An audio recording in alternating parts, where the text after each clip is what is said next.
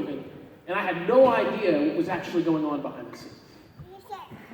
And it blows my mind because they're not faking it. They have actual peace. God is daily giving them peace in their process. And so I want to share their story. Now, just to set this up a little bit, Darren is an incredible man, an incredible father and husband. He's like a rock. He's steady.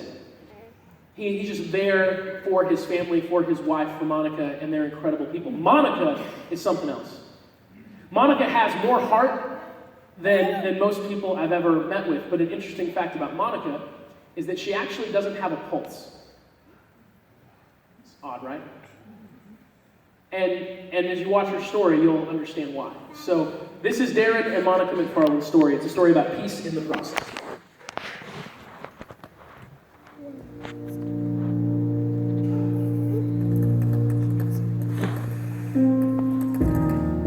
I was training for a half marathon, and I went out to run with a couple of people, and I just kept falling behind. And I thought, what am I doing? You know, what is wrong with me? I couldn't get enough air going through my lungs, and so I just said, you know, this is not for me anymore. I had already done a marathon, and I had run multiple 10Ks, and I said, okay, I'm just getting too old for this. I've got my two boys, they keep me busy enough. I'm just gonna retire, hang up the running shoes.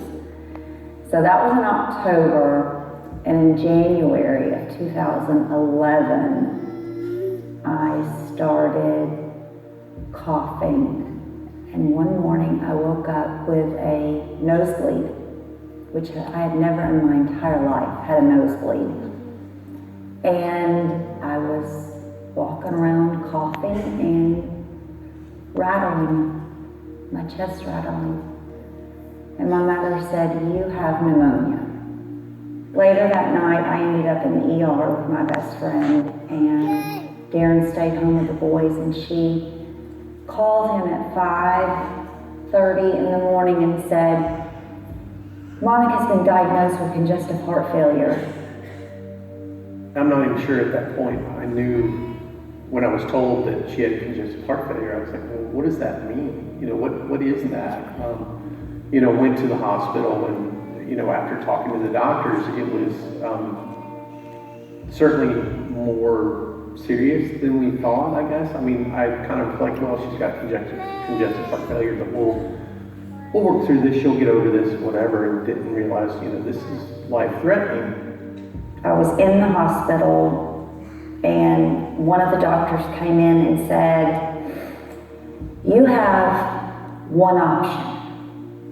You're not a candidate for a heart transplant, so we need to get you an LVAD as soon as possible.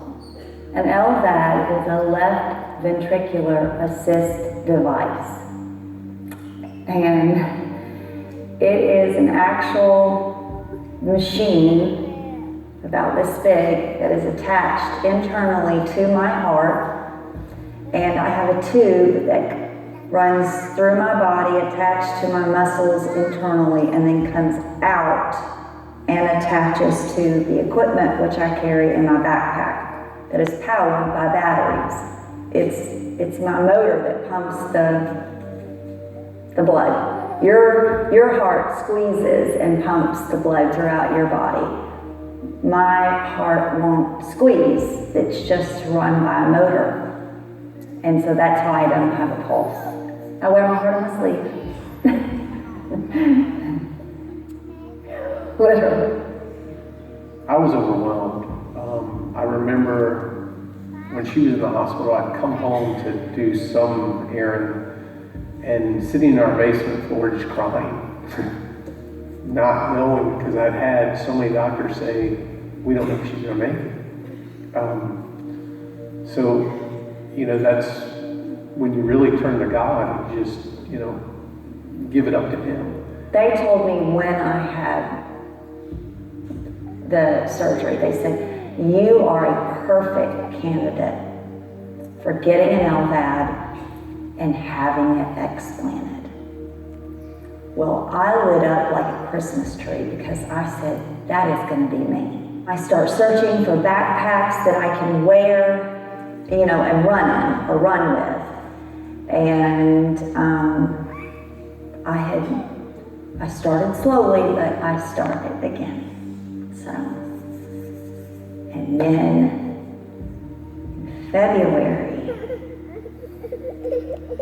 I was in New York on business, and I get a phone call from my mom. She had been with Monica, staying with the boys while I was out of town. And she said, Monica's had a fall. They felt like her heart had improved, where it was functioning more, and it conflicted with the LVAD and caused one of her valves to shut off. And she just lost consciousness briefly. But unfortunately, when she fell, she hit her head on the door frame, and being on a blood thinner, she had a bleed on top of her brain. And so they took her to Emory and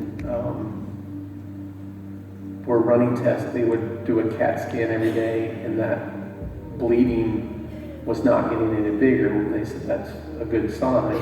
And they had stopped her blood thinner so it would stop bleeding. And after about 4 days, the cardiologists were telling the neurosurgeons, you've got to start her back on this blood thinner, or she'll get a clot in her LVAD, and it'll be, you know, she'll have to have surgery to have that removed. And so they started her back on the blood thinner, and it made that spot grow, and they had to rush her back for emergency surgery to relieve pressure on her brain, and basically took off a piece of skull that was this big on the side of her head to relieve that pressure.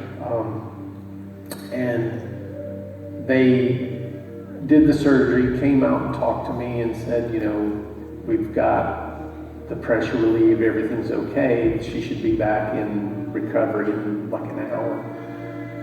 So sat in the waiting room for several hours, and finally another surgeon comes in. He said, while we were closing, we found another bleed inside the brain, and had to, you know, go back in and wait before we finished the surgery. But had surgeons come talk to me and say, you know, she has damage there now, and she's paralyzed on her left side, and it's a permanent thing. She, you know, won't get over that. It's one of those things where you keep hearing from these doctors, you know, this is going to happen, this is going to happen, and you know, they don't know the power of prayer. They don't know God's power of healing.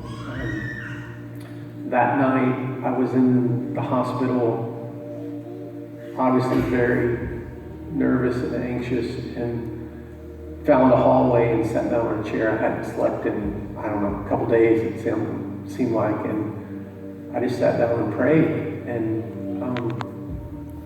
you know, it was this calmness and relief that washed over me, saying, you know, everything's going to be all right. I'll take your worry. And I just gave it to him. I was like, I can't do it anymore. I have to give this away. And I just felt at peace, at least for that night. I was like, you know, she's going to be fine. they had me in an induced coma for 2 weeks, 3 weeks, but I felt like I could hear everything. And his brother had come into town to see me, and he said, I just want to pray with you. And I remember that. I remember him saying a prayer for me and the kids and Darren, and I did. I felt peaceful, and I felt like after that, my tube came out, and I said, okay, well, let's go eat. I just said, let's go eat. She was hooked up all these wires. I mean, there's wires everywhere. That was her first kind of steps towards recovery.